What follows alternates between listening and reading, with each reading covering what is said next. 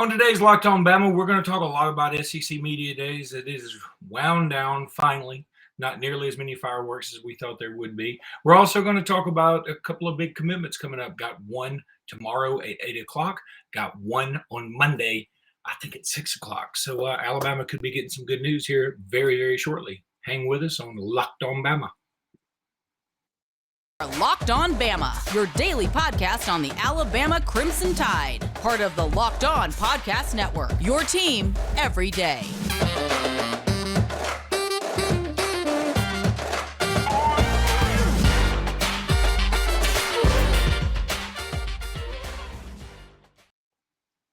Hey, everybody, and welcome back into Locked On Bama. Luke Robinson, that's me. Jimmy Stein, that's him. Jimmy, how are you today? Good. Just figuring out how far to sit from the screen. I think I'm going to go with this. I want to tell you, to remove my double chin, I started putting the computer up higher. Really? And it doesn't help it in reality. It helps it in terms of what people see me as through this venue. Jimmy, let's go ahead and knock these couple of things out, and then we're going to talk about SEC Media Days. Tomorrow at 8 o'clock, Olis Alanen should be committing, and he should be committing to the University of Alabama. Is this correct? Commits at 8 a.m. Central. It's going to be televised on CBS. What do they call that? CBS HQ, I think. Yeah, that's the online thing at CBS. 8 a.m. At On3, we believe it's Alabama. It's been really tight. He is has given serious consideration to Miami. He visited all the big programs in the country, very serious about Ohio State too. For a kid that ranks where he ranks, his offer list is incredible. If you think about, okay, who are the best programs in the country at recruiting offensive linemen? What are the best offensive line programs? I would go Alabama, Miami with Mario Cristobal, Ohio State, Georgia. I mean, I would start there. And guess who offered him, and guess who he visited? Ohio State, Alabama, Miami, Georgia. I mean, he's being recruited by the best offensive line programs in the country. That should tell you all you need to know about this kid. On3 ranks him lower than the other services, but in the On3 consensus, I believe he's ranked 110th in the update. And man, if you're 110 in the nation, that's a blue chipper. Definitely. I think Olis Alanen would be a very nice pickup for Alabama. We will certainly break it down a little bit more tomorrow. We'll probably do a pod after his announcement. I think that's the best thing to do, just to be sure it's Alabama. We feel like it's going to be Alabama, though. Then on Monday, we're going to get... Who's the guy on On3 today? I just say it because it's funny to me. Do you remember in the original Willy Wonka, Gene Wilder and all the kids that got their golden tickets? I'd forgotten this, but one of the kids was a large, husky, kind of super large third grader. Was he from Finland? He was either from Finland or kind of close by. And his name on Willy Wonka was Augustus Goop. So I think that's just sort of funny to me. I'm not saying that's what we should call Olas, but I've been chuckling about that. Augustus Goop. Okay. That would be, it is funny. If he were committing somewhere else, that's exactly what I'd call him. If he's on my team, I'm not calling him that. Just chuckling. Jimmy, then on Monday, I guess he just announced that he's going to do this Monday. I didn't see that Hunter Osborne said he was going to commit on Monday until like today in some nuggets put out on Bama Online by Tim Watts. But he's going to commit Monday evening, and that also is going to be on CBS HQ, I believe. So looking forward to that one too, and I think Alabama will be the pick there. Yeah, Alabama really came on with Hunter Osborne recently. I think that's when Alabama really pushed for him. But look, I think there will be some talk on the boards, on message boards from fans that say things like, oh, Alabama only wanted Hunter Osborne after they lost Peter Woods.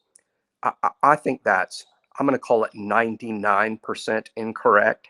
Alabama was heavily involved with Hunter Osborne all along. Alabama's been recruiting him all along. Alabama offered Hunter Osborne months ago, not 3 weeks ago, months ago.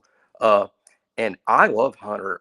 I think Hunter Osborne is a national blue chip prospect. If he wasn't committing to Alabama Monday, he would be going to Texas or Clemson. Does that sound like a backup plan? Does that sound like a consolation prize? I think really all that's happened is it's taken a while to figure out the board because the defensive line group is so deep in Alabama, in the region, around the country. It's just a really deep group of quality defensive linemen. And it just took a while for Alabama to kind of zero in on who they wanted. And Hunter Osborne is an A-list take. I'll be super stoked if Hunter's committing on Monday and chooses Alabama. Let me go ahead and tell everybody about Bet Online now. Bet Online is where you want to go to get that bet in. BetOnline.net is the fastest and easiest way to check in on all your betting needs. Find all your favorite sports and events at the #1 online source for odds, lines, and games. Find reviews and news of every league, including Major League Baseball, NFL, NBA, NHL, combat sports, esports, and even golf. BetOnline continues to be the top resource for all your sports wagering information when it comes to online sports betting. From live in-game betting, scores, and podcasts, they have you covered at BetOnline. They got everything you need. Head to BetOnline today or use your mobile device to learn more about the action happening today. You can do either one, both of them today. Go do it today. BetOnline is where the game starts. All right, Jimmy, SEC Media Days. I think what we'll do in this segment, just talk about your all reaction from Media Days in general, as it's pretty much done now. And then, I guess I can talk a little bit about, in the last segment, about who I voted for all SEC. But right now, today was Brian Harsin in Auburn and Tennessee and Texas A&M. It's funny. Yesterday, on one of the Auburn message boards, Philip Marshall, who writes for the 24/7 site, apparently said something like, Brian Harsin has a mohawk. And there was a picture taken at just the right angle where it looked like Brian Harsin had a mohawk. And my first thought was, this man has quit. He has told the society, I give up. I can't believe he didn't come to SEC Media Days in sweatpants if he's going to have a mohawk. But it turned out it was just the way the camera angle was. And right, he doesn't have a mohawk, but if you look at him in the right light, it looks like he has a mohawk, but he doesn't. But it would have been a much better story had he had a mohawk. I would have loved that. I listened to a lot of the interviews today on Sirius XM. I've listened to them all week long. And, one thing that always happens at Media Days, all the hosts, all of them on Sirius XM, the Chris Childers, Chris Dorings, all those guys, they're like, man, I really like this team more than I thought I would. I'm fired up about this team. And eventually they came to the conclusion, hey, not all these teams can go undefeated. Yeah, they will have to play each other at some point. By the way, about Harsin, I actually thought his speech this morning was one of the better ones, and that's surprising. And I just say it because he so took on the elephant in the room. He didn't avoid it at all. It's like he went after the elephant. I mean, it was, I think the very first thing he said was, y'all, some of y'all are surprised to see me here. I'm still standing. There was an inquiry that, of course, came up nothing, and it was really hurtful to the program and to my family and to myself. I mean, he took it on, and I sort of admired it. I thought that was impressive. Doesn't mean that I think he's going to survive this season. I don't. I think the irony to this whole thing about how he's still standing, I think the coup literally did win. I mean, the coup won. Now he gets to coach this season, but because of the coup, it led to a recruiting disaster. Because of the coup, he could not add players from the portal that would have improved his team this fall. And I think that they're not going to win enough games, and the recruiting is terrible, and he's going to be fired, and all as a direct result of what happened this summer. So I think that's kind of funny that nobody really talks about that. They all say, well, Harsin won. He won. Did he? He might have. He might have won a few months. He won a few months, and maybe the opportunity. I mean, obviously, if they go 10-2, they're going to bring him back. But that'll take some. That won't take good coaching. That'll take a religious miracle. Yeah, it's going to be a tough year for them. I think. I don't think it's going to be a 4-8 year. In my predictions, I'll tell you where I put them here in the next segment. Meanwhile, Tennessee, they have a defensive back. I think his name is Deontay Taylor. And boy, I was super impressed with him. This is a guy, he didn't start playing football till he was a senior in high school. He was more of a baseball guy. And he was so good that his high school coaches were fighting over him. I mean, he told us the story. He's like, I've never really played football. And then I start, they begged me to come out and play. So I did. And, the first game we played, I had a huge interception or two, and, the rest is history. And so anyway,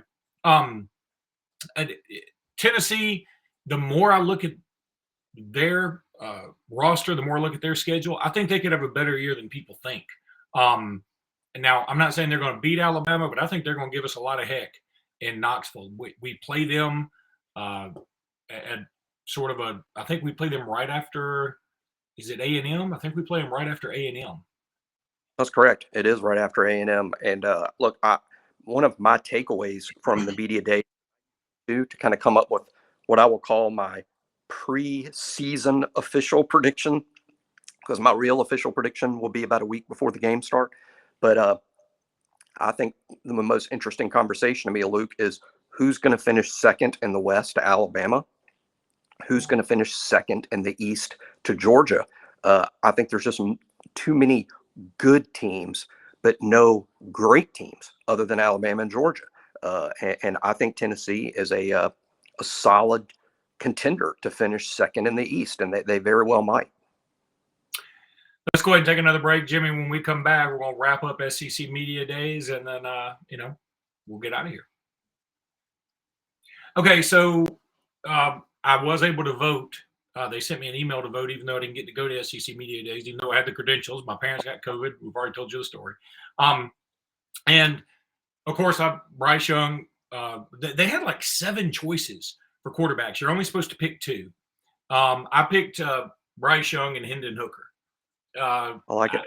Young is a no-brainer. He will easily be the first team preseason, which, by the way, is so dumb to have a preseason team, by the way. It's so dumb. But it doesn't mean much. The postseason team means everything. The preseason team doesn't mean much. It just sort of sets expectations, though, which is sort of fun. I'm not going to run over all the offensive linemen because I don't have a list in front of me. I did have Javion Cohen on there. I think I did have Ekiyor on there. Now, running back, man, call me crazy. I had Rodriguez and Jahmyr Gibbs, and then I had Tank Bigsby. You picked 4, and I had Gibbs. I think Gibbs is going to have an amazing year. And then I had Rodriguez from Kentucky, who I also think is very, very good. And then I had Tank. And now look, I'm not saying Tank Bigsby could be the best running back in this conference. He could be the best running back in the country. I think what holds him back is the offensive line and lack of quarterback play. So that's why I'm my rationalization there. I think, if I'm honest, NFL potential, I go Gibbs by a hair over Bigsby and then go Rodriguez.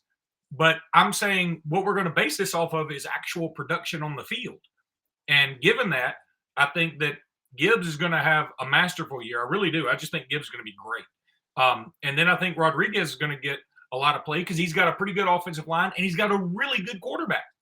So then you look at Auburn and everybody keeps talking about all this experience they have. Yeah, but they're experienced because they couldn't go pro. Nobody's drafted them. I mean, and no offense to them, but isn't that kind of the case? Yeah, I don't see Auburn's offensive line as one of in the top half of the league. I don't see it. I would say they're probably around 8th or 9th or 10th. I do think Tank will have a good year, primarily because Tank is a player. I mean, he's easily the best football player at Auburn, and I think he'll do well in the draft. The running back that I'm getting excited about in terms of a guy that I think is going to put up monster numbers in his offense is Zach Evans, the transfer from TCU that will be at Ole Miss. Yeah, Zach, to me, I can see Zach Evans statistically having the best season in the SEC at that position. Gibbs, who is going to be fantastic at Alabama and a huge weapon, he's also going to have to share the ball. Yeah, and Zach Evans, and again, I'm basing this off of what I think their production is going to be, and I'm having to use a lot of hypotheticals here.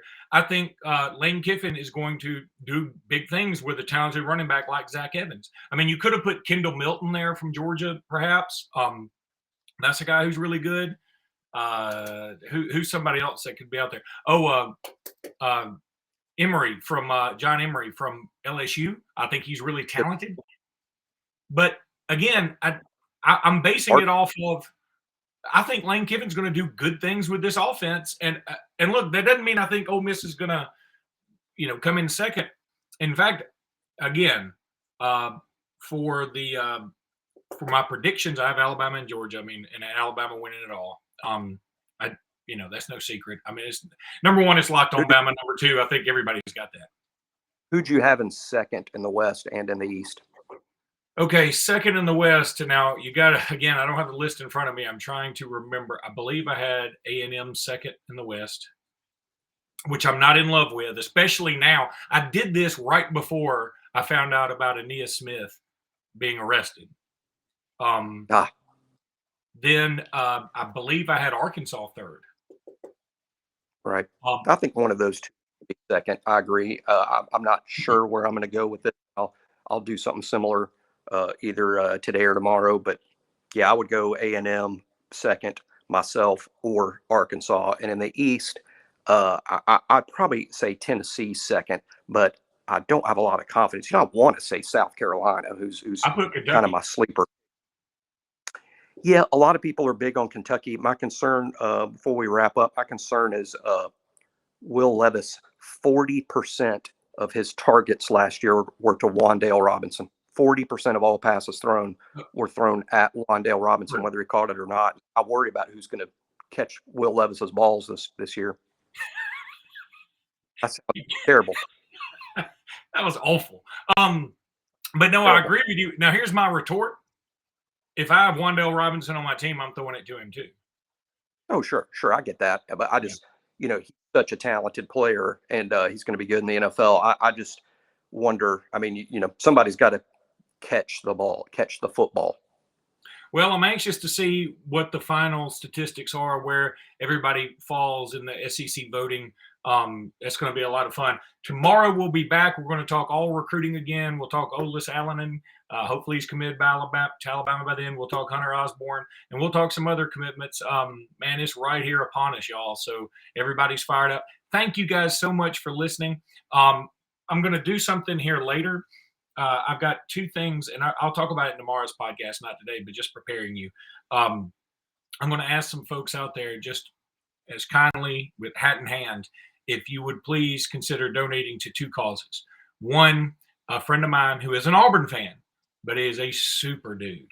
He's only about 40 years old. He's a tennis coach at the local community college, in shape, and just a super dude, devout Christian, just a great guy. Got a beautiful wife, super nice wife, and two wonderful children. He suffered like 3 or 4 strokes in a period of like 3 weeks. And it is kind of heart related. I don't understand all the medical jargon, but I just know this: things are not looking great, and everybody's worried about him, and he's having to basically learn to talk again. I mean, in a way. So I'm going to put a link up for donations to a GoFundMe for him and his family at some point, probably tomorrow. And then also, I do this every year. I've done it before, I should say. I don't know if I do it every year, but I started a scholarship at the University of Alabama in honor of my father, who is still living. But I did this through the Lake Martin Bama Club, and I always ask people, hey, look, donate $5, $10. It goes to a great student from Tallapoosa County area, and it would be appreciated. It's a big help to the university and the kids that get these scholarships. Man, I can't tell you how much they appreciate them, and how many of us would have been super helped by a scholarship. I mean, even a little mean a lot, as they say. So we'll do that tomorrow. We'll talk about recruiting tomorrow. Thank you, guys. Roll Tide. Roll Tide.